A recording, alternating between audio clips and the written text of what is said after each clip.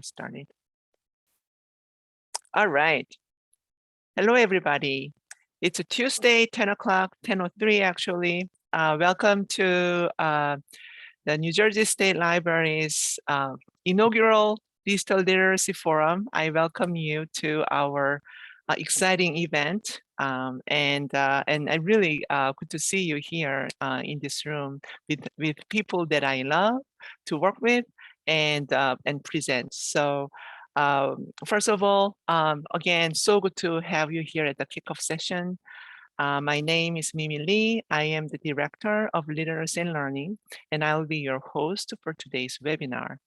Together with me is the New Jersey State Librarian, Jen Nelson, to introduce us to the exciting forum, and the members of the lifelong learning team to celebrate today's kickoff and also to provide support for smooth sailing throughout the webinar.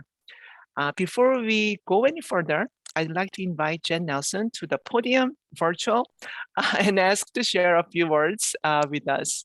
Jen? Thank you, Mimi. Welcome, everybody. We're glad you could join us today. When I came to New Jersey, one of the first things I noticed that there wasn't a lot of conversation happening around digital literacy, and the State Library wasn't doing a whole lot in the world of that. For me, it's really a critical thing, a way we provide equity and help those who need additional help get to where they need to go in life. It's by providing these skills, opportunities to build the skills. And as you can tell from our 4-day sessions, it runs all facets of life. So not specific to anything in particular, but everything in general. So hope you're enjoying today's session. We've got a couple of great speakers and a conversation set up, and our next couple of sessions. Again, feel free to tune in tomorrow, Thursday, and Friday at 10 o'clock for rounds 2, 3, and 4. And thank you again for attending, and we'll look forward to your feedback. Thank you, Jen. So this is today's agenda. We are going to do a very brief introduction. And we just said that Jen's welcome. And we will have a keynote address followed by panel discussion. And then the floor will be open up for questions. The forum is designed and presented by the Lifelong Learning team at the State Library. And for today and for the next 3 days, we are presenting topics pertinent to our subject specialties in the context of digital literacy and digital equity. So today I'm presenting a session on adult basic education and English language learning. And tomorrow will be on workforce development, hosted by Andrea Lewandowski, the library consultant for small business and technology. And on Thursday, our youth services specialist and proudly presenting 2019 Librarian of the Year, the most celebrated among all of us, Sharon Rollins will host a session on youth services and digital literacy. And our last day, the Friday, will be on health literacy and telehealth, hosted by Michelle Stricker, Deputy State Librarian for Lifelong Learning. So the format of the program will be same for all sessions, and it will be a keynote address followed by a roundtable discussion, which means that we will have an organized conversation with a moderator, that will be me and the rest of the LL team. Several chosen speakers bring a variety of perspectives to a subject, and an audience, and that's you, who may simply observe or participate by asking questions. We have an amazing lineup for keynote speakers and expert panelists, so I hope you enjoy listening to and interacting with them. Since we are on the webinar platform on Zoom, we are going to maximize the chat and Q&A features. So please put your questions in the chat. And if you don't feel comfortable sharing your questions with other people, you can use Q&A function. Either way, we will try to answer them as much as we can.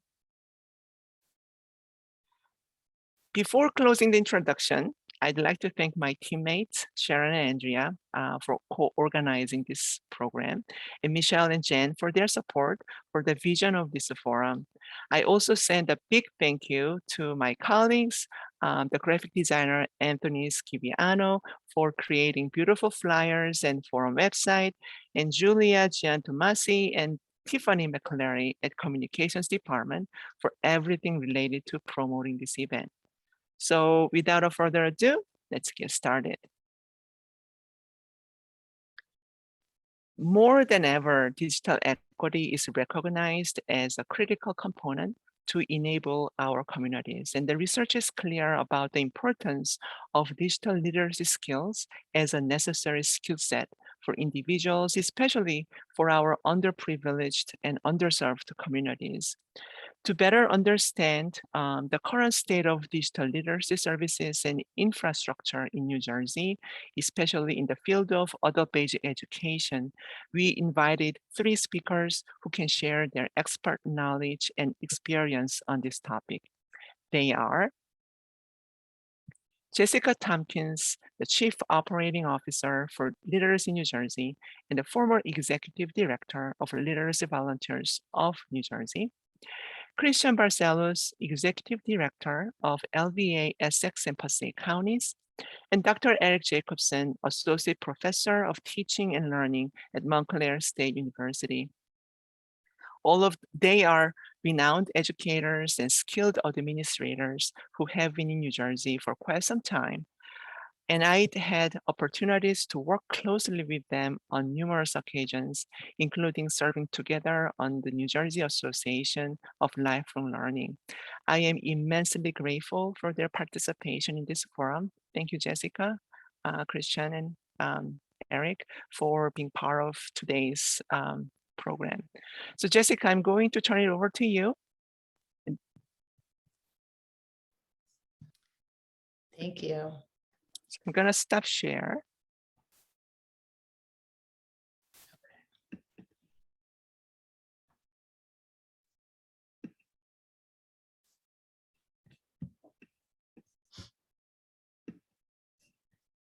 Okay, thank you guys so much. Thank you, Mimi and Jen and the Lifelong Learning team for putting this together. I was just saying as we got started that this is what I want to be talking about and kind of the only thing I want to be talking about right now because it's feeling very urgent.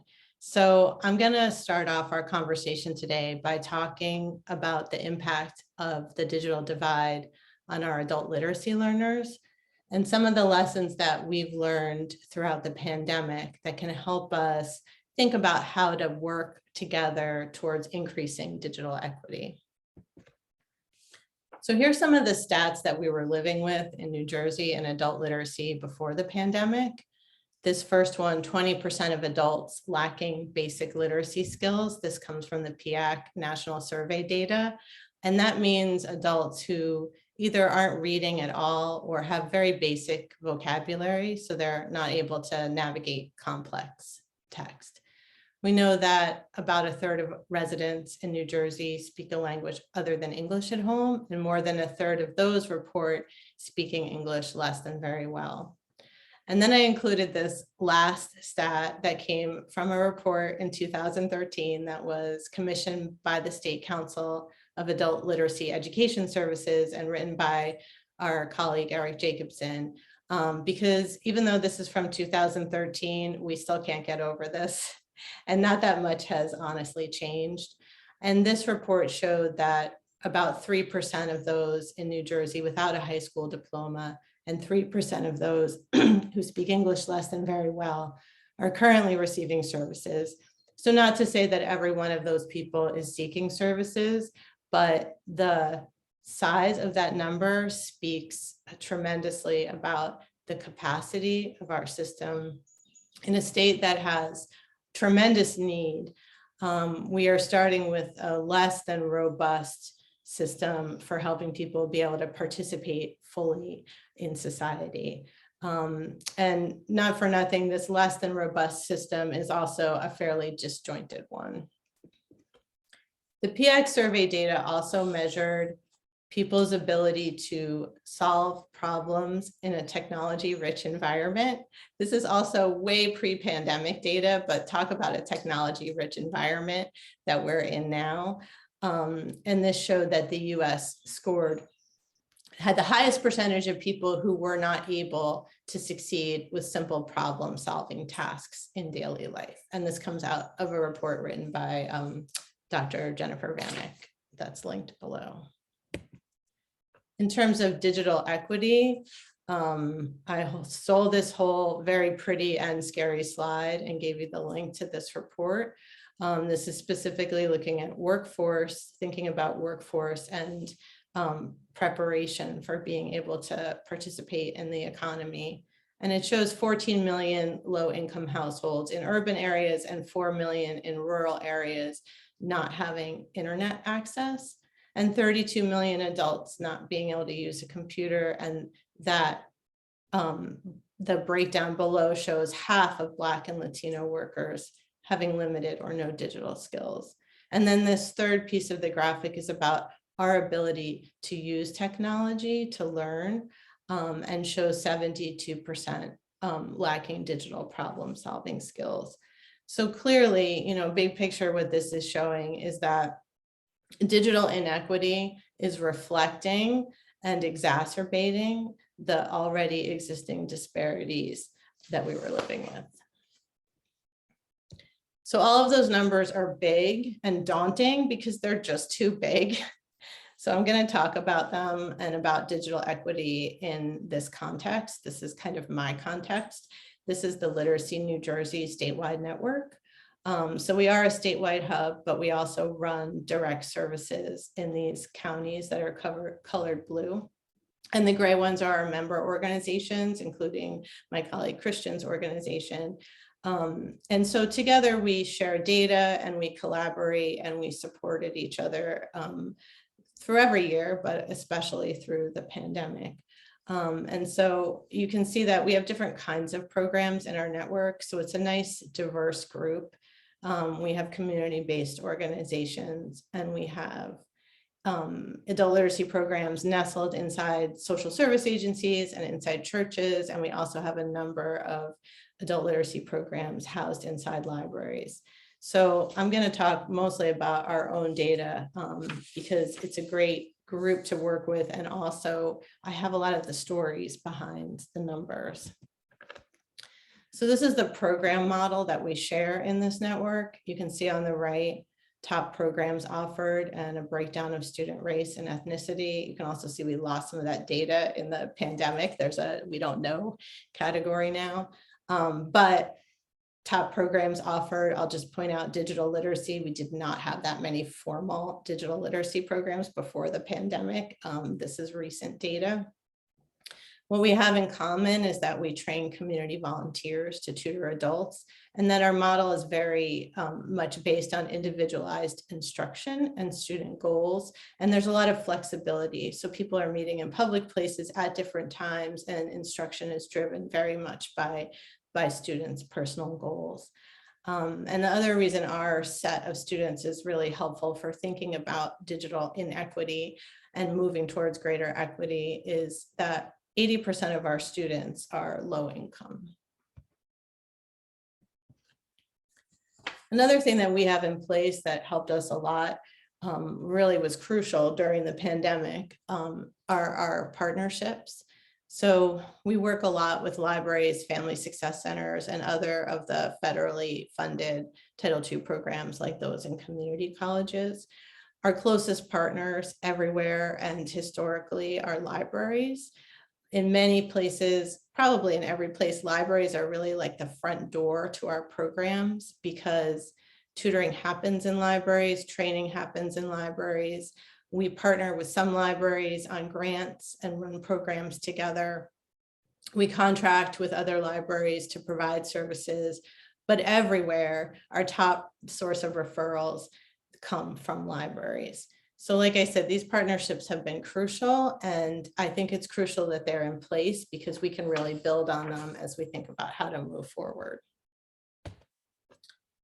So let's talk about the great pivot of March 2020 that had to have been the word of the year. Reinvention and collaboration. And I used a lot of gratuitous exclamation points on this slide. I have a time machine because for two reasons, but we felt like we were being thrust into the future all at once, right? there was so much training and so many ideas and a lot of sharing happened. And it was really like a frantic and manic and scary and terrible and kind of magical time, right? And then I have on here 0 to 3:30 in 2 weeks. That is because when March 2020 came around, we had 0 students participating in remote instruction.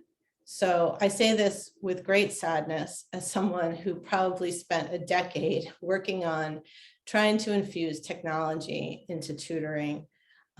This seemed very important to us for many years for 2 reasons.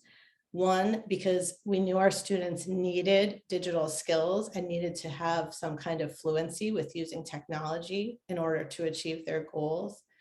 Also, because we saw the tremendous promise of being able to expand access through remote learning if people did have those skills and reach people in rural areas and get people more hours and, address all those limitations and barriers around transportation and childcare and all of that.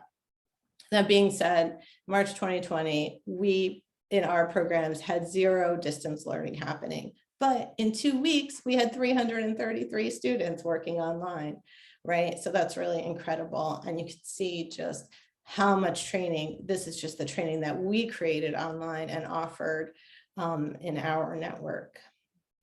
But the second reason I have a time machine here is because I really wished I had one, because I would have gone back in time and prepared our students better for what was coming. And I hope we're not going to make that mistake again. So a lot of exciting things happened, and we absolutely thrust ourselves into the forward into the future in a minute. But here's also what happened. We lost a lot of students. So these blue bars show student enrollment the past 3 full years. So the first one, our network was at around 5,500 students, pretty typical for some years before that. Then we lost some students during the year interrupted by the pandemic. And then last year, the first full year since the pandemic, we served something like 2,800 students. So we could see right away, even in those first few months, what was happening, right? It was a lot of work to transition people, and people that had some digital skills or some comfort level that had some experience were easier to transition, right? So my greatest fear was that even within our student population, we were going to end up serving the students with the highest education levels and the highest income, and be celebrating that and going forward. And so we've been working really hard to try to sort of stem that tide and push against that. It's not just us that lost the students. This happened in adult literacy programs of all kinds. The WEO Untitled network is the biggest provider of adult literacy services in New Jersey. These students overlap with our students. You can see what happened, how those numbers plummeted. So we learned so much when the ability to use technology and having some basic digital skills literally became the door to our programs, right? We learned everything starting then. The other thing that happened when we saw the sort of disparity of who could participate and who couldn't is that it happened in a different way than I think that's happened before. It happened in the midst of a shared crisis, right? And it started a conversation about equity that I don't think we're having in general as a society. It feels like an opportunity. So our worst fear is we're going to be on the other side, reinventing everything, reaping all the tremendous benefits of online learning and what happens when you learn digital skills, but leaving half of our students and all the ones we don't know about on the other side of that, right? So we're working really hard on figuring out how to stay on the outside of that door and what that looks like. These are all the kinds of things that people came to our programs to be able to do before the pandemic and before everything had to be done online. And there's a million more, and I'm sure you can think of a million more things that all of a sudden you had to do online. But even before they were online, students were coming to us to improve their literacy skills and their language skills so they could participate in all of these things and accomplish all of these things, right? This is why they came to us in the first place. So it was very stark to realize what exactly people weren't going to be able to do if they weren't going to be able to come into our programs. So where did everyone go? We obviously lost thousands of students. Just a couple of examples of reasons why. Jorge works in food service. He had overtime. He had a crazy schedule. He only had a phone. There's a lot of students that we had that are essential workers and weren't able to manage learning something brand new without the device to make that easier and what they were dealing with in their jobs. We had an ESL group that included Griselda and Fernanda, who were really overwhelmed by online instruction, and they tried and they couldn't make it work. By the way, they and the other students just met themselves in a park to practice English in the meantime, which is very cool. And Mohammed is a student who was really reluctant to attend online classes. He also had been in person. We got some tablets donated, but he didn't have Wi-Fi, so he couldn't use it. He only had his phone. All that being said, some of that pivot magic is real. I like to look at average hours of instruction as like a quick first glance at what's happening in programs, because we know that when students get more hours, they achieve their goals quicker, which is really important because our students are very busy and have complicated lives and life gets in the way. It also tells us something about student retention, which is important for success. And it's something that we've worked on as a network for many, many years to try to increase that number. And we have increased it, but you can see how it skyrocketed, right? So this is a great indicator of student success and really shows the promise, because the students who are participating in online programming and who are learning digital skills to do that are really thriving. And by the way, I kind of exaggerated about Mohammed to make my point. His tutor wouldn't let him give up. She's very, very persistent and persuasive. And she did get him into online programming. And he recently wrote a beautiful story about how his improved communication has really changed his life. So he's actually a very positive example. This is another student very much at risk of giving up, but who does have a success story and can kind of show us what it takes. So Willanette came to our program to get her high school diploma. She's working on her reading skills, so she can do that. She came in and she had a computer and she had the internet, but she had her pathways, what she knew how to do with her computer. She was very overwhelmed by doing new things and by the fact that you can do the same thing so many different ways, right? And she said that she felt like she was thrown into the water to learn how to swim.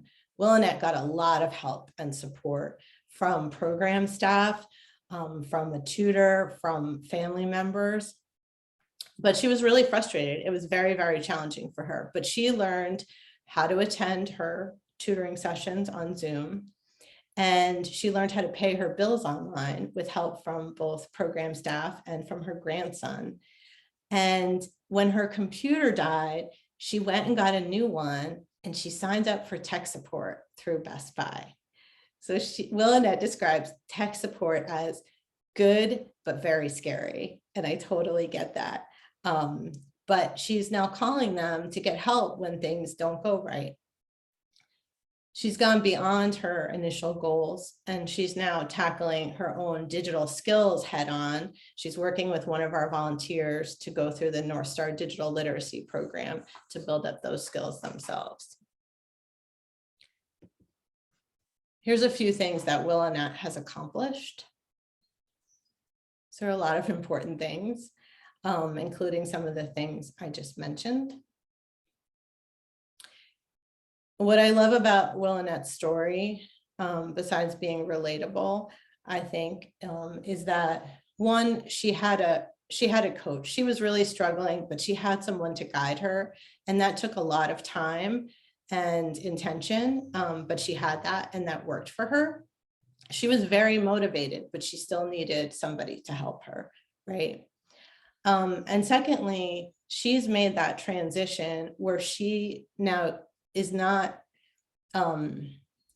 she is now using technology to serve her needs, right? She's made the flip, right? Where she's now not struggling to get a handle on it, but she's using it to achieve what she wants to achieve. And that's really powerful.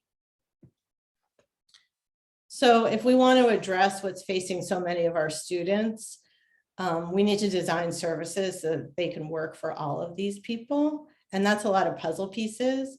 I talked about Jorge, who needed a device that could have made all the difference in his crazy schedule if he had a little familiarity and possibly a computer, or at least some skills that it wasn't so far out of his comfort zone. Mohammed needed the internet, he still does. Lynette needed that coach. And Griselda and Fernanda are a great story. They're the ones meeting with their group in the park. They never got online this whole time, but as we've been starting to put programs back in person, they came back, and that's really great. And now they're back in a class. And so you can believe our first order of business will be making sure that they have some digital skills so that they don't get shut out again of our program and everything else that they probably weren't able to do. And also, guess what?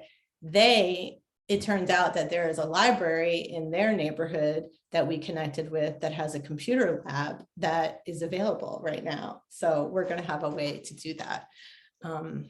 But PS, there isn't time to even go into this, but we're going to need a lot more training to be really good at this. All right, so I can't go too long getting excited about the possibilities without saying something that's going to be really difficult. We have to keep this in mind. There is a new cost to service. So this is the same chart we looked at a minute ago. But if you look at the orange bars, that's our number of tutors. So we're serving half of the students we were serving before, but we have a higher tutor to student ratio. And we also have the same staff that we had before, maybe even a little bit more staff. So same staff, more tutors per student, half as many students, because it's taking that much time to train our tutors so that they can support our students. If we really want to make digital skills a centerpiece of what we do, it's just going to cost more. And we can't go back to our old model of the way we were doing business, even if we start doing everything in person again, not if we want digital literacy to be a centerpiece. And the current model that we have is just way too limited. So I have a very important question for everybody. Are we still pivoting? And I'm the only one talking, so I get to answer it. I really hope we're still pivoting. I really hope so, because this can't be the new normal, right? We have been in survival mode, but now this is the time where we reinvent our services and work more closely together. So I really hope that we can agree and say, we're still pivoting, we're transforming right now. We're going to take this collective moment of our shared crisis, which really is a shared crisis. Even if our struggles have not been equivalent throughout this crisis, we've gone through this together, right? So I'm hoping we're going to take this moment and think about how we really pivot towards a more equitable vision.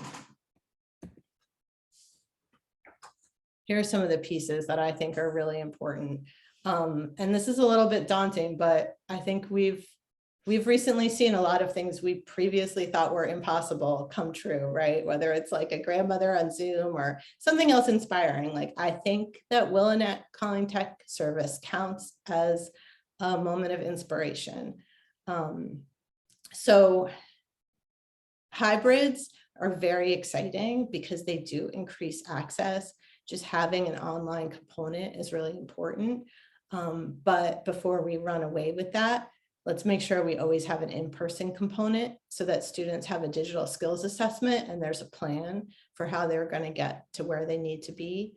And really to start with, for help people who are starting from scratch, there's going to have to be a role of a mentor or a coach until people make that transition that Will Annette has made, where they can figure out how to use technology to learn.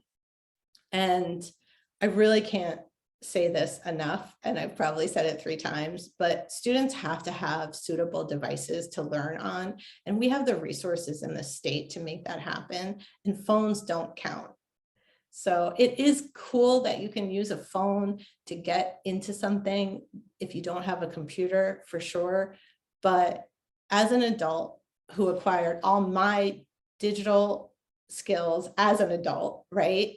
I can't tell you how many times I say, like, oh, I have to look at that later on the computer, right? I cannot imagine having my most impactful and transformative educational experience only on my phone, right? So I think our students really deserve better.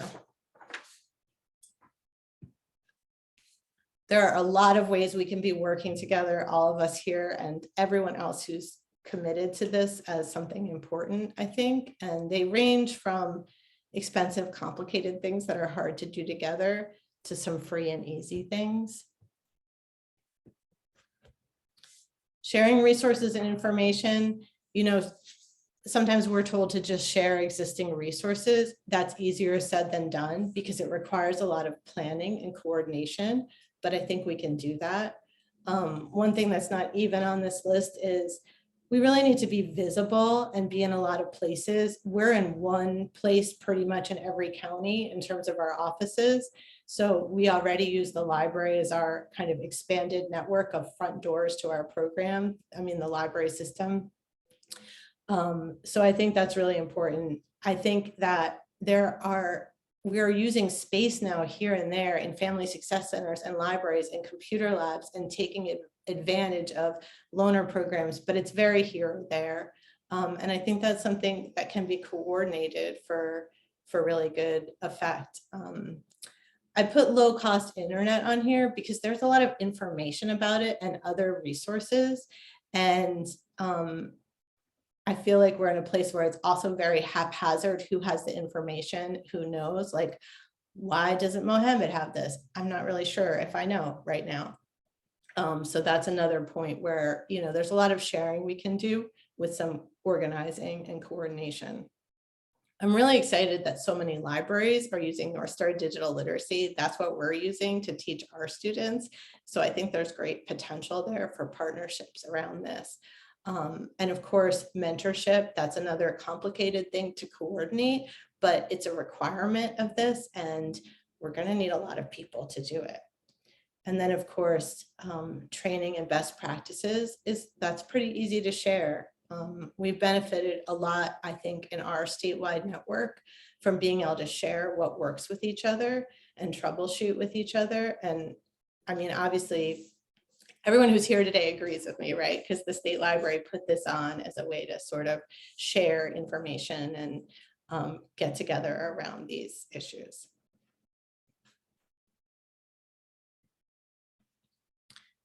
I think that advocating together is the free easiest thing to do. So I'm just hoping that I can keep finding people that agree with me about some of these things and that we can keep saying them out loud. For example, for us, there is a new cost to providing services, and it's significant. And it's really important that we don't just cut our student numbers down in relation to the new cost, right? Because if we're thinking about digital equity, we have to think about what it's going to take and what it looks like and how much it costs to actually do it right. And I think in any context, adult literacy aside, if we're going to start with people who are starting from scratch and help them build the skills that they need, there's a significant cost attached to that. And I think that we need to keep saying that out loud. Again, once again,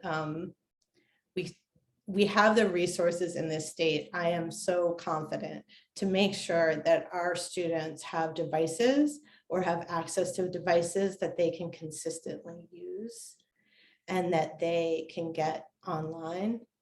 And I think it is very possible because we have the expertise and if we have the will to do it, to provide the training that's necessary.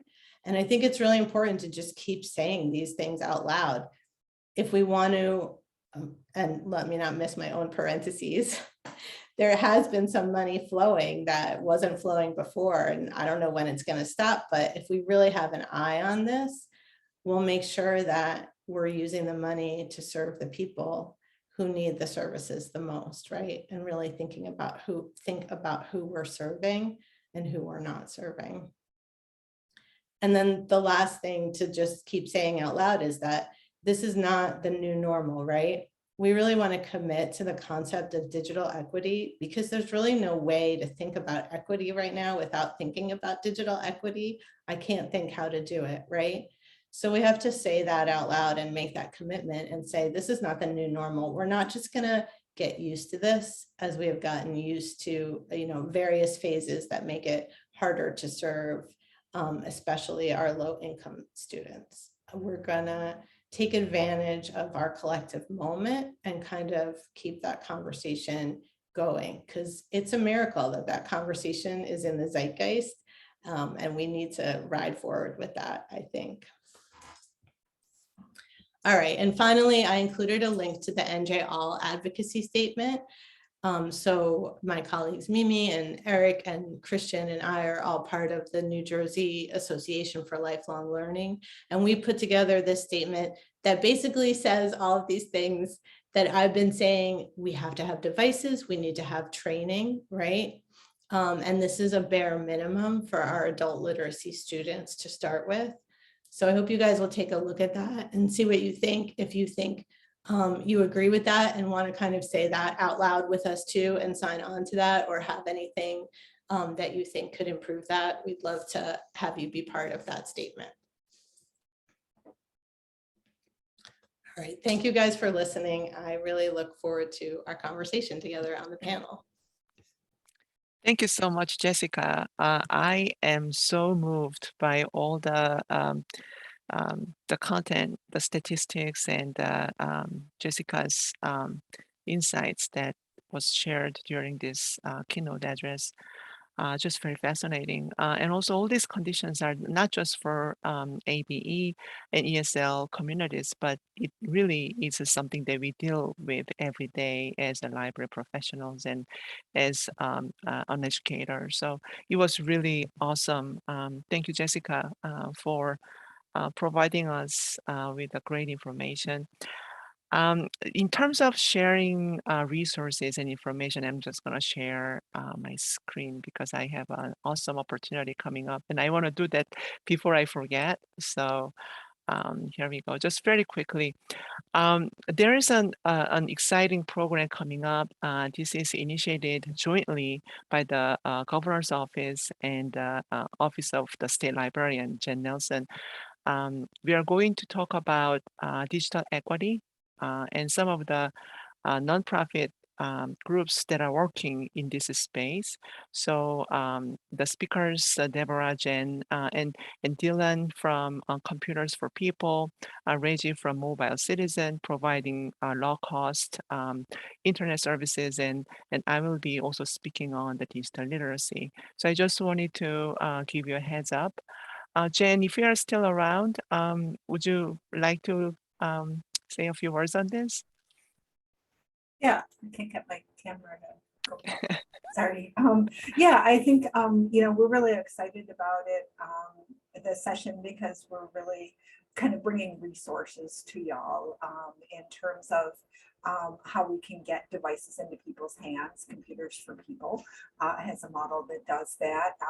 The Mobile Citizen through Vocal, it provides $10 a month internet access, so it's low cost with a what do they call it? Little mobile device. I forgot what we call them. Not a jump drive. I won't remember. So I really feel like we're bringing ourselves into, this week we're talking about what the issues are and really thinking broadly about it. And with this session on the 24th, we're really beginning what some of the solutions are and some of the resources that are available to y'all. So I definitely invite you to attend and hope that you'll find it helpful. Thank you. Excellent. So I'm going to stop share and I'm going to put that on the chat as well so that you can register. There's the link.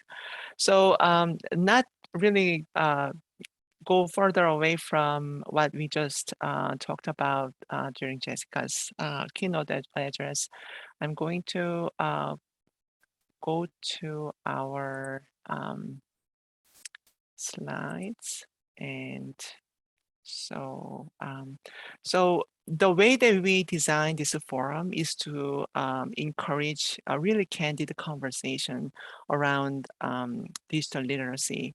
And each day will begin with a keynote, as I mentioned, but the questions will be different depending on the topic. And the first question, what is the digital literacy? The definition will be discussed at the start of our Q&A conversation. And from there, we will talk about more in depth on the works that are done by different fields and different people in this space. So that's how we are gonna run Q&A, the roundtable discussion. So our first question here is what is digital literacy and why does it matter and how does it impact other learners? And the second, what is causing the digital divide? And our third question will be, how can we bridge the digital divide? What suggestions do you have, in this case for our panelists, for ESL, the basic education and library communities? So go back to the question number one. So this question will be answered by all three speakers on the panel. So Jessica, Eric, Christian, I don't know who wants to go first, but I'm just gonna throw this question out to you. So what is digital literacy and what does it matter? How does it impact other learners? Eric, you wanna go first? We rock, paper, scissors to see who goes first. Oh, do you want to do that? So how about Eric, you go first, and then how about Chris, you want to go the second, and Jessica third? Yep. Sure. All right.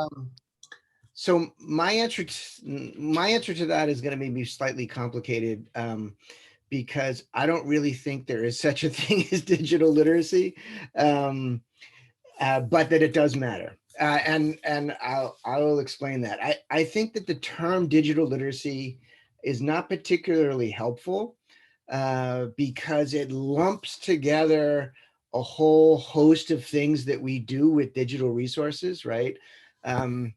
We wouldn't say book literacy, right? We talk about, being able to do math or history or science, right? We don't talk about being able to use a book. We talk about what you can do with that book. And I think the same thing is true with digital resources, right? So Jessica had a list of, 30 different things that adult learners wanted to do. Many of them are quite different than each other, right? And so lumping them together as some sort of generic digital literacy, I don't think it's particularly helpful, right? One of the reasons for that is that we know from research that, sort of speaking in assessment terms and measurement terms, it's very difficult to get adult learners to go up sort of objective levels, right? But it's not difficult to get them to change what they do with reading and writing, right? So we can help them learn to do the types of things that they want to do. Even if you test them, they don't go up any higher in, standardized testing. So I think if we spend more time thinking about the specifics of what people need to do and less time talking globally about digital literacy, I think we'll be closer to providing learners with what it is that they want to do. So I'm not sure that it exists, but it does matter, right? For all the reasons that Jessica laid out. Thank you. That's a really good point. Focus on the specifics rather than lumping digital literacy as a vague concept. Christian, do you have any thoughts on that? Your thoughts on digital literacy? I actually agree wholeheartedly with Eric. As I was thinking of what the definition is for me, it's anything that has to do with the digital world that our students are in, and many times it's defined by their needs. Do they need to apply for a job? Do they need to run a Zoom video call with family back home or with their classes. And in many cases, they're not really able, especially our older adults. So it is very important for them in order to move on. There was one time when literacy was what mattered, but everything has progressed to be online or to be in some shape or form of digital media. So it is very important for our students to be able to manage that. And as Eric said, we have to break it down into manageable chunks that students can consume and digest in a acceptable time. Thank you. Jessica, during her keynote speech, touched upon some of these points. And so I guess this is the question for Jessica too. If digital literacy in your term is impacting the other learners, what would that be, and what are your approach to fill the gap or addressing the issue? I mean, I do agree that digital literacy is vague and may or may not be useful for the reasons that Eric pointed out. But I also think it's standing in for the concept of having a certain level of fluency, right? So like, it doesn't mean anything specific for sure. It's kind of a useless phrase in that sense. But if you think about what it means to be literate in the old-fashioned sense, right, and be able to read and write, it doesn't mean that you know how to read anything or write anything, right? I can't just write a book about whatever just because I'm literate. There's lots of text that I struggle to read, but I'm a literate person, right? I have literacy in hand. I have the upper hand on literacy, right? I know how to learn what I don't know how to do. And I think it's a little bit useful as a phrase in that sense. I mean, maybe we should call it something else. Maybe we should just say digital literacy doesn't exist. It's just literacy, because it is so essential to everyday life that we don't need a separate term for it anymore. I could get behind that idea. But I do think that literacy means something. And, you know, my example, Will Annette, was someone who technology really had the upper hand. She was at its mercy until she figured out how to flip that, right? And that's when I think she started developing her digital literacy. So there's something in that, at least from like a layman's perspective. So I think, Mimi, maybe your question got away from me, but that's kind of how I'm thinking about, like, wherever a student is, like, what can't they do? That's what I'm so worried about, especially during the pandemic, right? What can't they do that they need to do to like support their family emotionally or financially or whatever it is, you know? And how do we get them from where they are to that one next thing? But there is a point where there is kind of a transition and we keep learning, but we're a little more self-sufficient around that because we've gotten, you know, the first few steps underway. That's kind of how I think about it.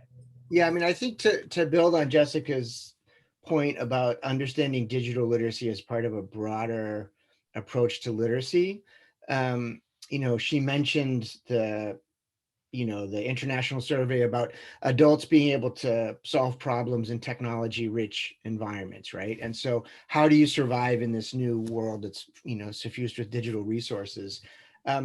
And if we draw on literacy and adult literacy heritage, we can flip that a little bit. So rather than adult learners solving problems, right, it's about adult learners posing problems, right, in technology-rich environments. So what questions can they ask about their life and about the technology around them, right? So not just kind of like passively dealing with these things. And I think that posing problems is really, really important. And this is a project that Jessica knows that I did about, I don't know how many years ago, maybe 10 years ago or so. I was doing a project at the Jersey City Public Library, a digital storytelling project with students, and most of the students were like, oh, I want to like make video about like my, you know, my home country and kind of promote the beautiful things there. There's a woman from India that did digital storytelling thing about like the 5 Bollywood stars that she loved, and she grabbed images and music, and it was basically just like a fan note to like these stars.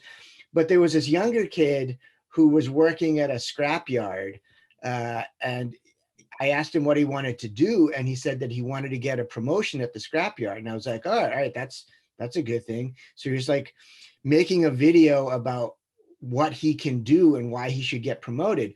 But as part of that, he proposed getting video of another guy on the job not doing very well. And his way to get promoted was to get this other guy fired by using video.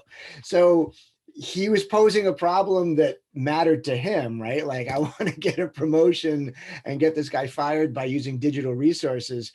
And I had a conversation with him like about the ethics of this, and walked through it. Right. And so that's one of the things that we have to do with digital technologies, right, is have that long form conversation.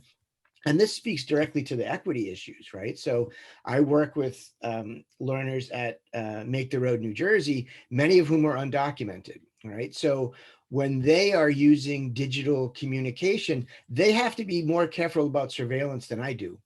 Right? They have to be really mindful of who might be listening, of how they might be communicating. And that's an issue of equity as well, right? So, and they have to pose problems, right? So, how comfortable are they sharing about their undocumented status, in particular, like digital forums, right? So that's a question that they have to answer for themselves, right? And that they can do so in collaboration with others. In terms of equity, I never have to think about that. Right. So I think this is the real life aspects of digital practices that we have to think about, and that we can, work on in our classes. Fascinating. Thank you, Eric.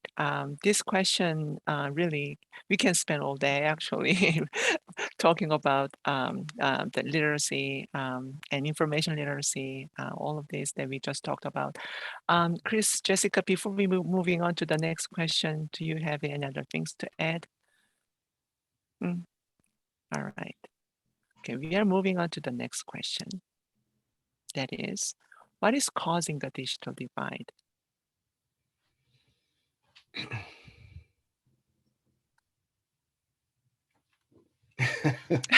That's a big question. Racial capitalism is causing the digital divide in large part, right? I mean, how resources are distributed in this country. As Jessica said, we've got the resources. It's a question of the political will to get them in the hands of people that need them, right? So,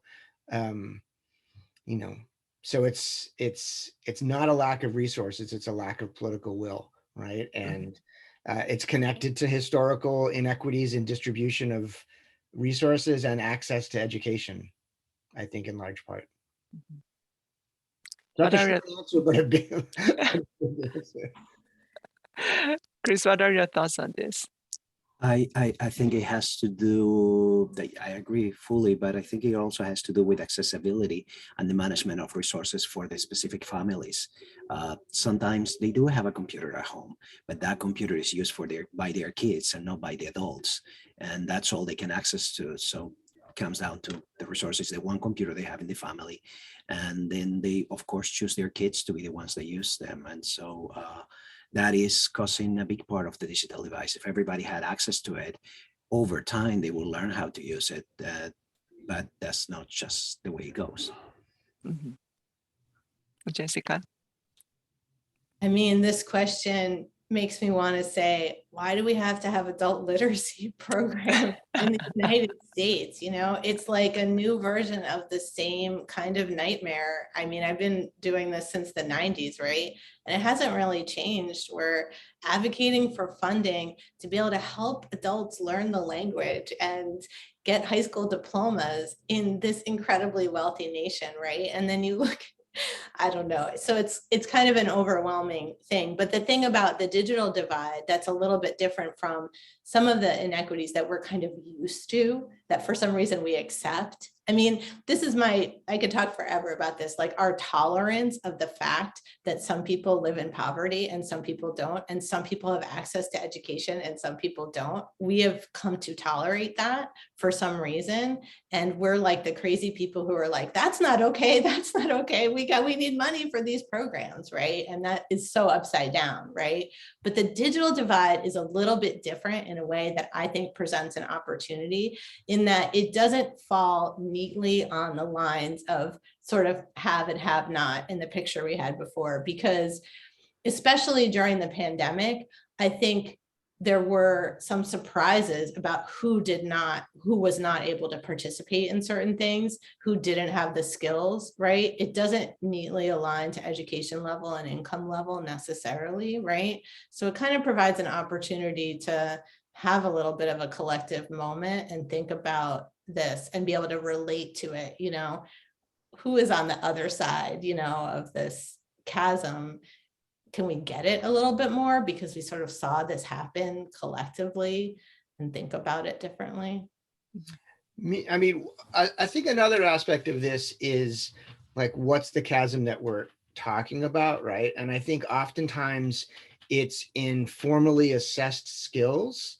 And the same thing plays itself out in K-12 education, right? Along the same racial demographics, right? So certain groups succeeding in K-12 education and other communities not as much, right? But if you look at the informal use of digital skills, adult learners and adults certainly pick up a lot of informal skills, right? And so therefore, the gap may not be as wide as we may think it is, right? In some areas. So for example, you know, my adult learners that I work with at Make Their Own New Jersey, they're the ones that taught me about certain texting platforms that are safer, right? So I was on the opposite side of that digital divide, right? Because they were the ones that knew how to do this safely and I didn't, right? And this is not new for those of you that have been around adult ed for a while. You know, in the 90s, we had something called Equipped for the Future, and it was a project to try to figure out how to use, you know, real life skills and activities to organize curriculum. And I was like piloting the getting information, and I was teaching at a public housing complex. And I was asking my students, and this was still when we had payphones out in public. And I remember my students teaching me, you know, that one of the ways that they got information when they needed a phone number was to go out to the payphone and dial it at the payphone, right? Because if you did it at home, after like 4 calls to like, you know, 411, you would get charged, right? And my students couldn't afford to get charged for getting phone numbers, so that they would go out to the payphone and access the number through the payphone. Never in a million years would I be in a position to have to do that, right? Or to know how to do it, right? So I think there's some things that our learners, that adult learners have figured out that other folks haven't figured out. So I think the digital divide maybe doesn't only go one way, right? And I think that might be helpful to not keep learners always kind of in a deficit model of like thinking about like what they don't know, right? But there's lots of stuff that they do know that I don't know, right? And that I'm never going to know because, you know, I'm not going to need to. Yep. Thank you. Just my head is spinning with all the interesting the conversations that we are having. So Jessica and Chris, I think you are really running on the ground at all times. And what are your observations in terms of the divide that you are seeing now that we are running things in a digital context? You've seen before and now and during. Any concrete things that you are seeing, I guess might be solutions, or maybe you see something within even digital divide, you see some differences, or maybe things are different by different situations in the spectrum of digital divide. I don't know, Jessica, Chris, you are seeing these people, like our users, the students on the ground. You want me to go first? Okay. I do think it's really valid. Eric keeps flipping this to not talk about what students can't do and put students on one side and, you know, us on the other side somehow. And it's absolutely true. There's so many surprises about how things shook out when it became true that you had to get online to do anything to do with our programs, right? So it did not fall out exactly the way we thought it was.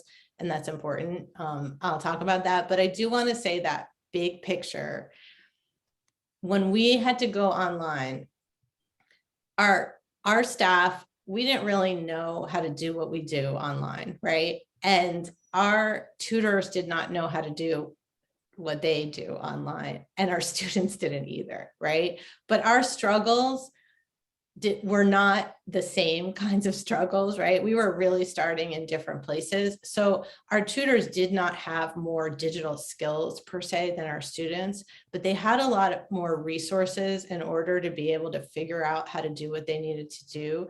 For example, like they had, they're less busy, like our volunteers by nature, they're volunteering their time because they have some time to give, right? And they tend to just be a little more comfortable financially, right? Because they have time to give.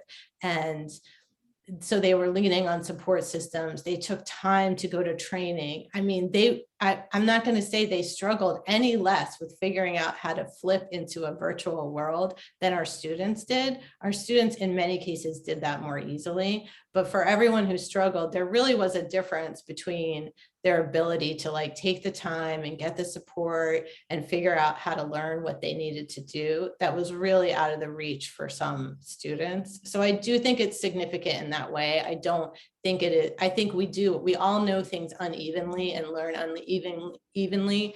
And our students as adults do know so many things and have so many things to contribute. And they do have skills, and sometimes they're better than ours. But by nature of being our adult literacy learners, they kind of are in a different boat, you know, and it did seem in general, big picture, like the tutors were having this one experience, and it was a lot more about having to learn new things that were challenging and being socially isolated and the things that were a common experience. And students were trying to figure out how to like get to work and work overtime. And you know what I mean? Dealing with a lot more, it felt like a lot more COVID hitting their families and healthcare crises, and all of that kind of like impacted people's ability to transition. And then in that sense, you know, it's not just about skills, right? But it's about being able to use these things, you know, to keep learning and figure out what you want to figure out and make contributions and pose problems and all of those things, right? To have like some, not just skills, but like mental space and ability to do that. So, I mean, that's part of it. And then one of the things I just wanted to say about things that were surprising, like one of the first things everybody said is, well, we're not going to be able to work with our low-level ESL students and our basic skills students online. Like, how are we going to do that? We're going to lose all of them, right? And that's absolutely not what happened. We did not lose all of them. I mean, we have a student who's a reading student who's an older man. He has learned how to read since we've been on Zoom. His wife helps him get on it, right? And he's gone from struggling with words to being like a true reader and also a writer in this span of time. We have many beginner ESL groups meeting online. So it's not, when we're divided and some people are left out, it is falling along economic lines and education level lines, but it's not falling evenly along those lines by any means. There's so many surprises, you know, and it doesn't shake out the way you necessarily think it would. Can I add something really quick to that, which is that the students that I still work with, one of the reasons that phones don't work is because of inequities in vision care, right? So that some of my students don't have the glasses that they need or don't have glasses at all. And so therefore being able to access the material like effectively or efficiently on a phone can be really, really difficult for them, right? So this is where these equities overlap, right? And that we have to think, you know, more broadly about how as Jessica was saying, many of our learners don't have the resources, right? Mhm. And it, not just hardware, computer hardware, but it could be glasses. Mhm. Yeah, I see Chris nodding his head. You know what that comes down to? At NCC in Newark, we used to run a program where the visual impaired commission will come in and help students with that. And there were clinics all over where the students will come to their class. They'll get a diagnosis and then go to a clinic and get their eyeglasses. Most of those places have closed through COVID, and they're now slowly starting to open up. But again, last time I checked with the commission was like 90% of the sites were closed, to the point that in Essex, we now have one office only that's just open, and we'll see what happens. So that there are many aspects to all of these issues. And I agree with Jessica and Eric on what needs to happen when it comes to resources that the students can share. It's amazing. Just yesterday, we were talking with a few students about their driver's license, and they started sharing what apps they like better and what websites will work better for them. And it's amazing. They have resources that I didn't even ever looked into. And when it comes to the students and tutors that we lost and gained through COVID, I have a little bit of mixed feelings. I agree with Jessica that the problems that our tutors and students had were very different. In many cases, our students were part of those workers that needed to work no matter what throughout COVID. And when our tutors, for the most part, were retired and stay at home, not that things were any easier for them related to COVID, but the things that each of them were confronting were very, very different. One had to work, the other one, generally speaking, we have all type of tutors, and the other had to work 2 shifts because there were no other employees in the company now. And so things changed a whole bit.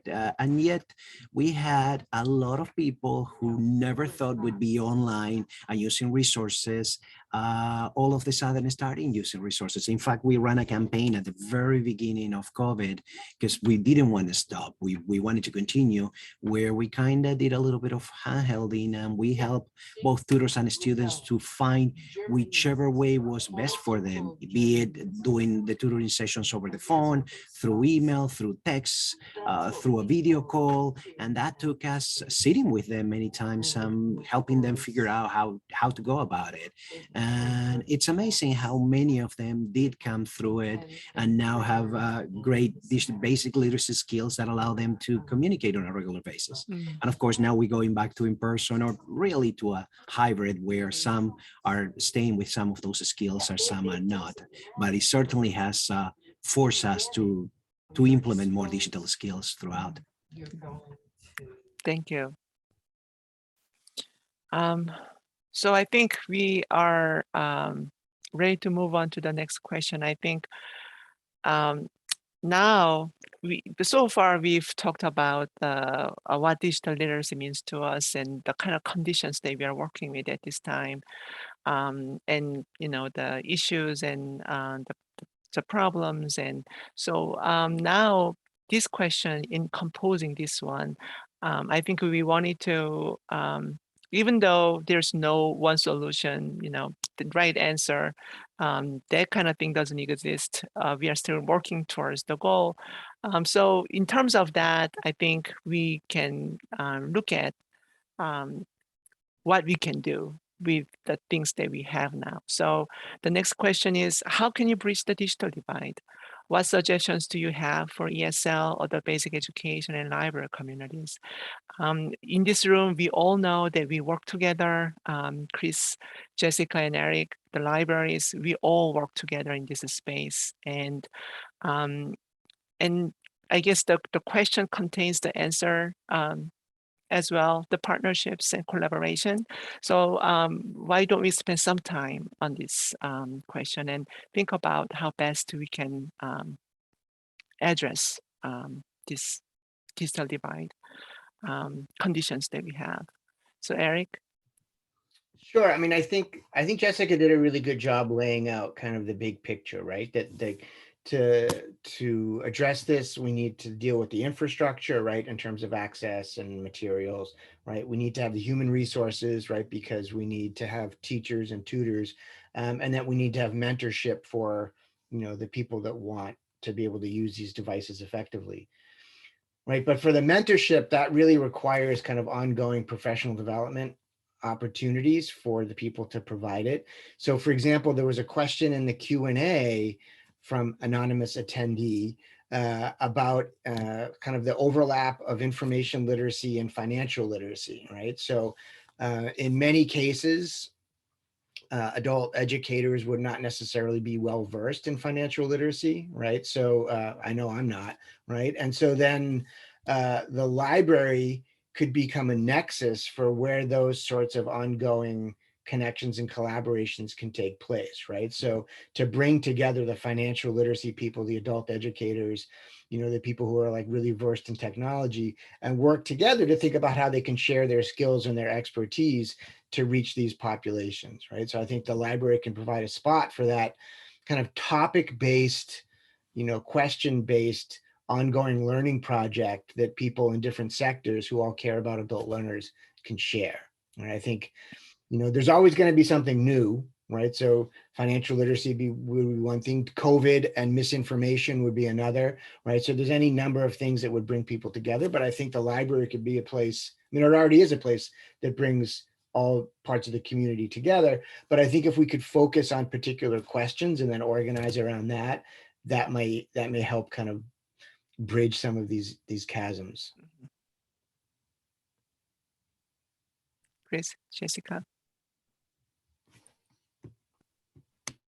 Okay, I go.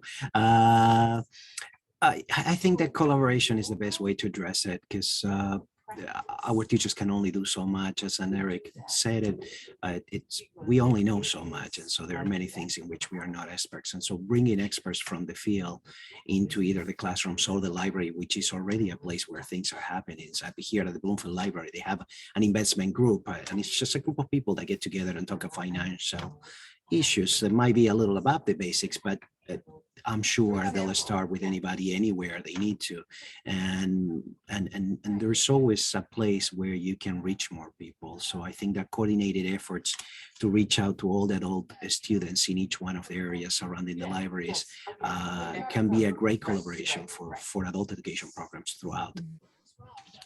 Right. I agree. I think that partnerships are always the answer, or the beginning of the answer, and collaboration always is. I'm a huge fan of pooling our resources, for example. We do this with our statewide network, right? And if we have something, how do we share it so someone else doesn't make it again? That's kind of my thing. I'm also the kind of person who personally doesn't believe in garbage or new things. Like my goal in life would be that neither of those things would exist, because we have enough stuff already. So that's sort of how I think about everything. But I just want to say that we don't really have a system for this. And having done, in our organization, we did a big merger where we said we need to pool our resources, right? And share what we have across all of these counties. And we brought those programs together, and it worked.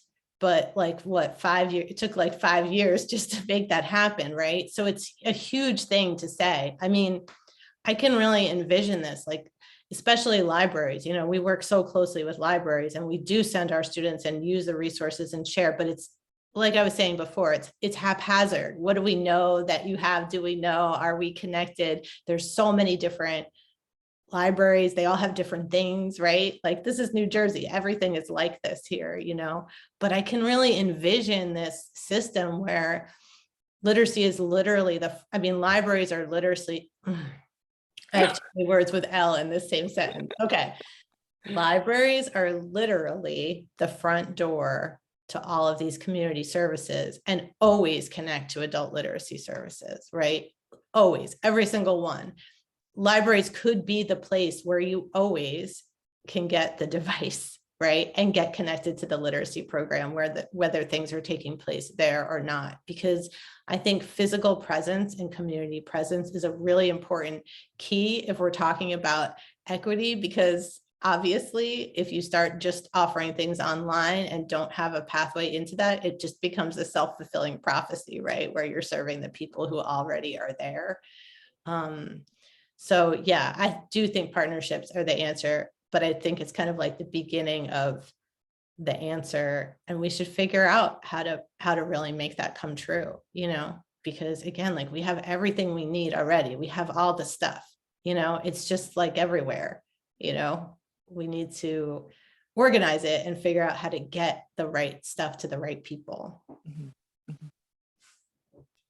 And to add to that, one of the issues sometimes is selling it to the students and making sure that they can take benefit. As I see a question on the chat, someone is struggling with getting enough people to the workshops. And that I think happens everywhere, even in the adult school. When we bring a bank to do a workshop for financial literacy, it's only a number of students that participate of that. So there is, we also, before we do anything else, we got to figure out how it is that we reach out all the students, and we really make them participants of the idea. Well, I think part of that is also bringing different partners to the library, right? So like financial literacy is often talked about from kind of a banking perspective, right? Like, so like, how are you going to manage your funds? How are you going to budget? Or like, what are you going to invest in? But financial literacy also involves making sure that you're not getting ripped off by your employer, right? I mean, financial literacy is pushing back against wage theft. And way more of our students are in a position to worry about wage theft than they are about investment, right? And so if you had, you know, programs about dealing with wage theft and organizing against wage theft, I think you get more than 3 students to come to that than compared to, you know, an investment seminar. That's a really good point. There have been some interesting comments in our chat. But that's really good. I think we can have really good conversation around this collaboration piece, especially, you know, we really work together, and it's been a long time. And from the state library's point of view, I think we are in a really great position to connect these dots in our space and make sure that everybody's voice is heard, and creating more the opportunities to connect with each other, and listen to each other's concerns and solutions. So this is really great to hear from you directly on these partnerships opportunities. I think at this time we are ready to open up the floor for questions. Let me stop share. All right. So so if you have any questions about any of the talking points that we had during our session, it's open for you. I don't know, Andrea, Sharon, do you have other thoughts that you want to share? I know your sessions are coming up for the next few days, but looking at the chat, if you have other thoughts or the comments that you saw that you want to share. Well, I just wanted to say I love the comments about you learning from the students and a lot of the apps that they're using, because it reminded me, since I work with youth, but it reminded me of the youth are the ones that also, you know, are the ones who can do things that as adults, we have no idea how they got what they got. So I think there is an opportunity to probably do some like mentoring with maybe, you know, digital savvy youth to help some of the adult basic learners too, to figure out how to navigate digital literacy. And I think, and also the youth, we're talking a lot about financial literacy as well. And I think in our session coming up, because that's such a big topic. Yep.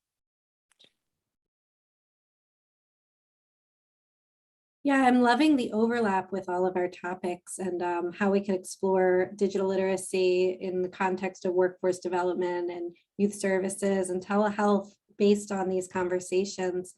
And I appreciate in the chat that there are some points about it kind of seems like there's a need to know now versus need to know for the future kind of look at digital literacy. So helping people one-on-one with things that, you know, you need the email address right now to set up your Amazon account versus generally needing to know how to use an email account to be successful in your career down the line. So I guess I am curious to hear what everyone has to say about that, with maybe some traditional curriculums maybe not being as you know, specific to some of those things, and where the place is for tutors to be experts on those specific tools that they may not be as familiar with in order to really be the resource.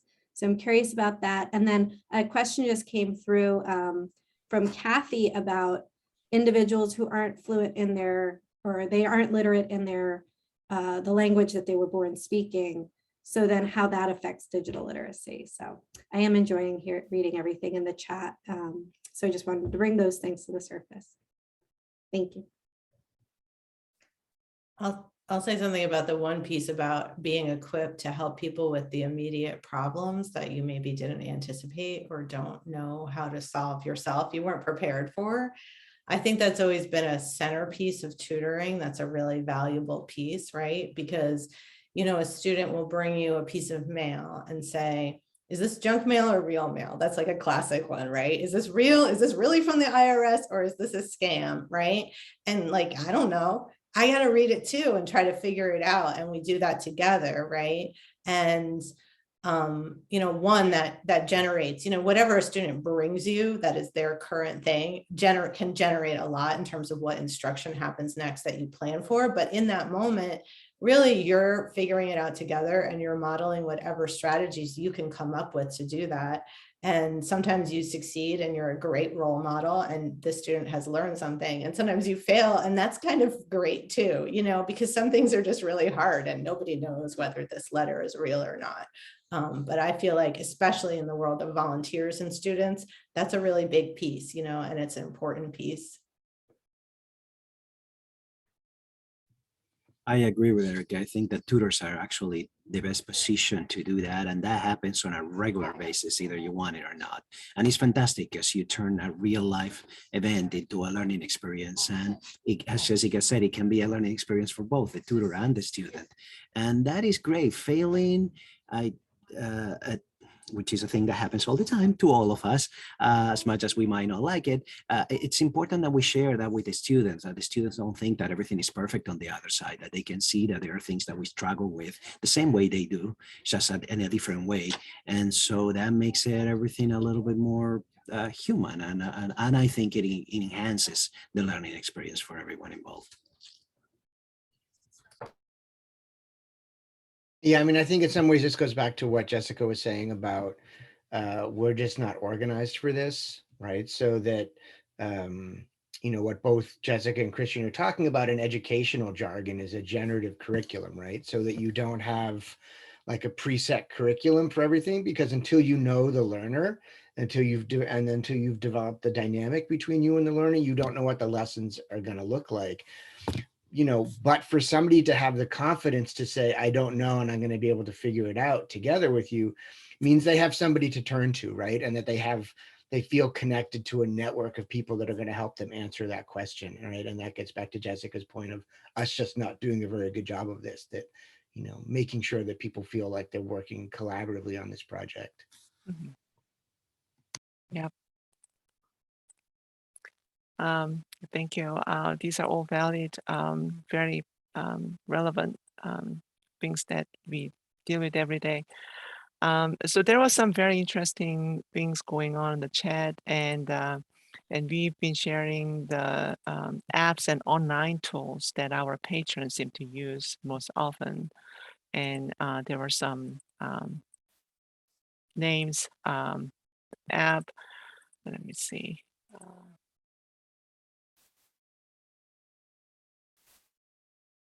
The wireless printing, sending, uploading the documents. Luis had some interesting comments on that also. See, my dream, Mimi, is we have Yes. an app. It actually looks like an atlas of Yeah. everything, right? It's just a big map of everything. And we're like, that's where that is. They have that there. So this was interesting because I know the NGO and Eric is working on the survey that we are going to send out to the students, and so I thought that was very interesting comments on the popular apps among the students. And I have to say that when in Duolingo, when they tell me that that week has closed and I have not moved forward to the Obsidian League, that I get very frustrated with myself as a learner. So I'm like, next time I'm going to make it to the Pearl League, and it's very hard to get to the Pearl League in Duolingo. I am still learning. So yeah, I think we are, let me see, there is another question about databases. Yeah, coding. Luis, does the database access names use allowed for this? Is this pertinent to the talking points that the speakers talked about? Or did I miss something? I don't know, but in the chat, it looks like somebody should plug something right now. Andrea, you're on. So Luis was referring to a way for libraries to share with each other.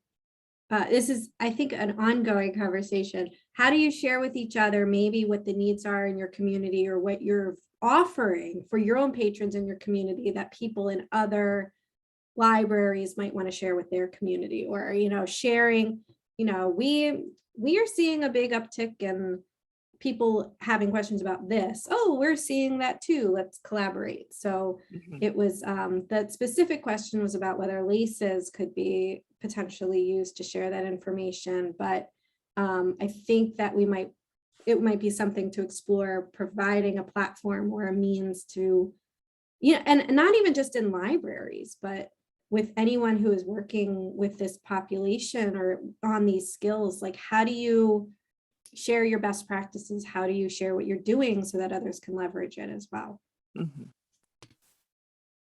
Thank you. And I think that was connected to Luis mentioning, I think he mentioned that, they're not necessarily a lot of attendees for certain like trainings or learnings, but maybe someone in another community is interested. So if other libraries share what they're doing, they'll get more of a turnout for things. So let's see. All right. So Gabby mentioned here in the chat, digital literacy equals computer basics and resume building. And I saw somewhere earlier, this came from also Luis. Let's see if I can find it. So Luis mentioned, is this a reasonable conclusion from what Christian and Eric just said, focusing on helping people learn specific digital literacy skills? For example, how to apply for a job, for example, is a strategy to employ. I think that's part of it, is that being more specific and tailored for people who need those kind of help. I think that's very, that is a meaningful way to help our patrons on the ground. And the libraries can really think about how best they can design their programs and services to meet those kind of needs. That goes back to also partnership and collaboration piece that, we bring speakers and people who can do those kind of trainings for the library workforce, as well as the end users and patrons on the ground level as well. So that was the, is there anything else do you want to add, Jessica, Eric, Chris, on that piece, being more specific when it comes down to digital literacy, education, training programs?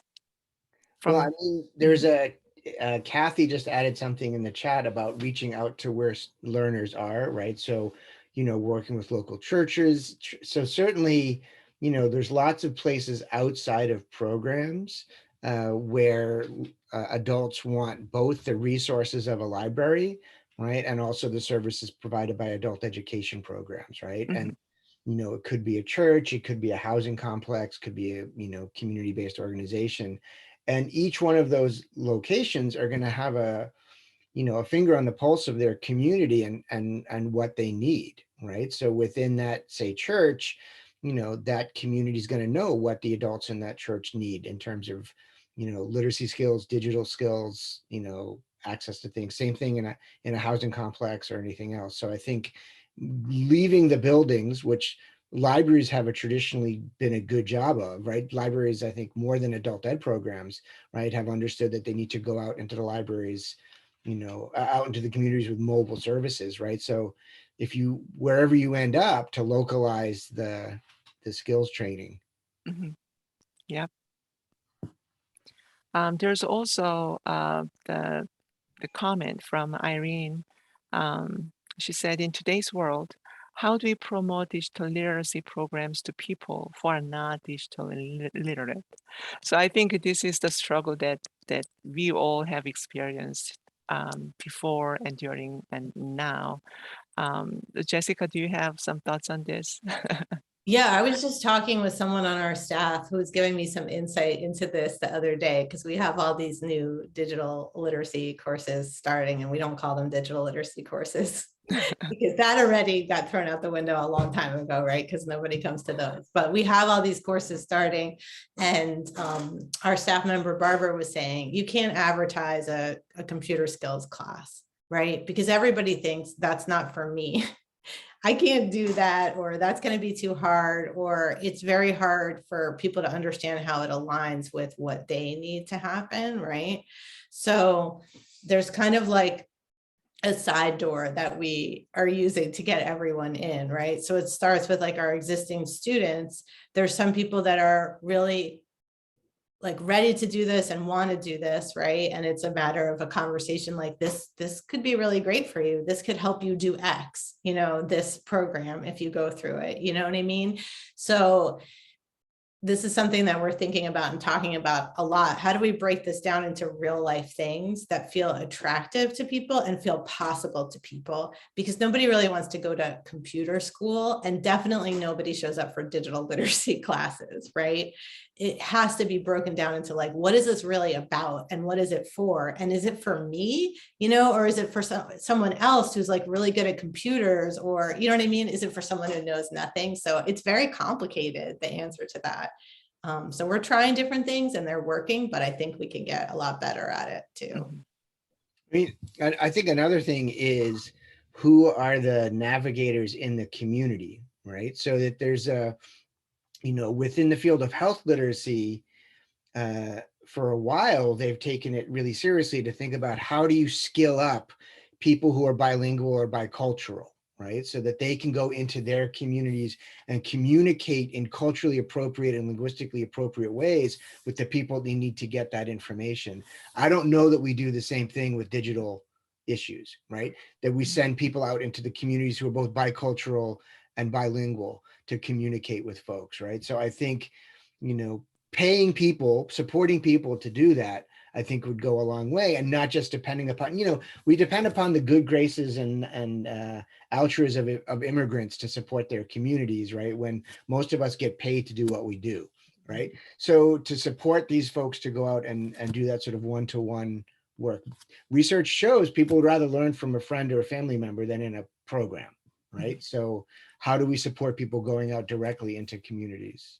I think that's a great point, because the part I didn't say is part B, in the places where we have started these programs, by starting with the existing people that we have relationships with, right? And getting them into them, they're just spreading it then through word of mouth, right? And so, like you said, they're just doing that outreach for free, but word of mouth has always been and is the number one best way that our programs grow, always, right? So that's what happens. And also people see it happening, right?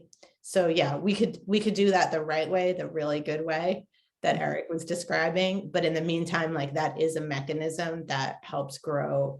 Once it exists and people see it, people come to it and people tell other people about it once they really see what it is in the real world, and that perpetuates the program. I think the other way that word of mouth can be amplified is probably taking radio seriously, right? I think in a lot of immigrant communities, in any generally large city, there's sometimes quasi-legal radio stations that broadcast to like certain neighborhoods or a certain range of neighborhoods, right? And that's another way to connect to folks who may not be connected to the internet and sort of digital infrastructure, right? Like radio's there for a reason, right? You can hear it. There's not an entry level in terms of digital skills, right? And it reaches the population that we want to reach out to. It's such a great point, because that's how our programs originally did outreach, through radio, right? In the 80s, 70s and 80s, that's what we were doing. I still have like files of PSAs. Like that was a big thing we always did, right? We wrote these things for radio, and that kind of got lost, probably not just because of transition to online stuff, but also just because of transition to working with immigrants who do spread the news of programs through word of mouth, you know. But yeah, when we were reaching people who were not reading and writing, we were using radio, and that does seem really relevant right now. When it comes to partnerships, I'm just thinking, I am part of the 2 literacy committees in Essex and Passaic County, and Jessica, you're probably part of a few more than those. But the one thing that we're missing in those 2 committees is a member of the library being part of the committee and being able to talk about what their needs are and how it is that they can integrate into the group already. And that, I think, it's one of the best ways for the libraries to reach out to every and anybody that is doing adult education in the county. Yeah, that's in place nicely in the Middlesex Literacy Committee group. And I think it's been really effective because libraries are around the table too. Yeah, there are great comments on the outreach and the ethnic radio. Natalie said yes to that.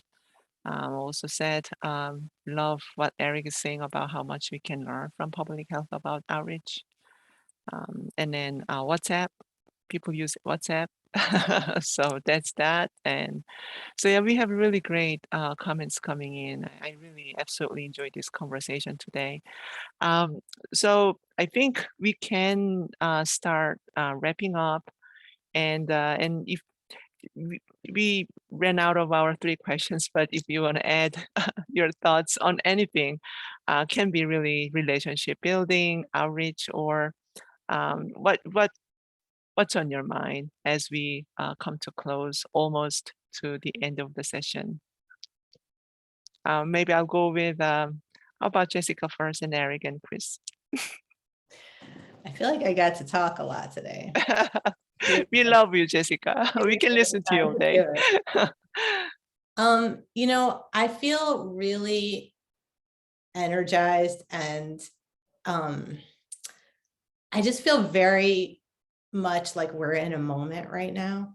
You know, I just want to do everything right now. That's kind of what I'm like right now. I'm a very annoying person to work with right now. I think we should just do it all right now. And I know that's like, I'm actually like a very pragmatic person, and there's just been so many, it's kind of been like just like a disintegration of possibilities, I feel like, over the year. And there's something about this crisis that just feels like ripe with opportunity. So like, yeah, we always talk about things like collaboration and partnership. We've been talking for so long about technology and adult literacy. I mean, right? Like, how many projects have we done, right? But like this is really our moment. And like, by the way, if we don't take this moment, like what are we going to have a better moment? Like, no, we might as well just give up and go home. So I feel very energized to try to make things happen in the world right now for real. And I think this conversation is really helpful. And I love that what people are writing in the chat really comments about like, well, how do you do this? How are we going to do this? What about this? You know, it's like really about trying to actually like take a step and do something. And I love that. So that's my the last you have to hear from me, but that's where I'm at with all of this. Eric. I guess I just want to underscore something I think that's been threaded through many of my comments, right? Which is that a lot of times people talking about sort of, you know, the digital now, people often refer to this dichotomy of like a digital native and a digital immigrant. And that's like a phrase or a dichotomy that I really despise for a couple of reasons. One, the idea that the term immigrant is being used as a pejorative, right, to suggest that somebody is necessarily kind of behind the times, I think is incredibly problematic and xenophobic. And the other thing is that it's used to suggest the idea that adult learners are sort of by definition not going to be capable of doing certain things. And that's just not the case, right? I mean, like, you know, why are kids not on Facebook anymore? Well, because adults took it over, right? So adults figured it out and ruined it for kids, right? And sort of like, so, and they're there because they have a reason to be there, right? So yeah, 20 years ago, nobody's grandma was like sending email, but now everybody's grandma sending email because if they don't, they're not going to hear from their grandkids, right? So like once adults have a reason to use something and have an opportunity to learn it, they will, right? And the idea that someone, because someone's older, that they're by definition going to struggle or by definition going to be behind the times, I think is problematic. And we need to move away from that sort of like ageist perception of learning throughout adulthood. Hear, hear. I guess my statement will be to support the more active collaboration between programs and libraries, especially when it comes to adult education. We already have these students and these libraries in place and these adult education programs in place. And with some of them, we already communicate very well. We even running programs at some libraries and classes to that end. So we just need to be more aware of the programs that are available in our areas and make sure that those are offered to the students that we serve. Yeah. Today's meeting has been really thought-provoking. I know some of us in this room have been working individually with Chris, Jessica, and have had opportunity to listen to Eric in other occasions and whatnot. But I think today we came together as collaborators in this room and really learned a lot from each other. I think the conversation really should go on. Our time's limited today, but this type of connections and conversations really have to happen, not just among the librarians, not just among the adult ed community, all together, because we are working together in this space of digital equity. So I think my personal takeaway from today is that we are not alone in this journey, and that we will really need to have one another's support and critics and solution-seeking efforts. So that for that alone, I am so inspired and so energized, and the synergy that Jessica was talking about, I think it's certainly there. So I will do everything in my power to make this momentum going and really do something about it, right? So that's my personal and professional takeaway. And I really appreciate Jessica, Eric, and Chris for coming today. All these comments we will collect and share with you. And obviously our recording will be shared after the session. And I know all of you cannot make it tomorrow and until the end of the week, but if you can make it, every day will be filled with these wonderful conversations. So welcome if you want to come. And of course, you can always reach any of us, myself, Andrea, Sharon, and Michelle, anybody, Jen, our state librarian is always welcoming the new ideas and suggestions. So feel free to contact us if you have, comments and ideas. So with that, I think we are good to go. Andrea, you can stop recording. Thank you so much.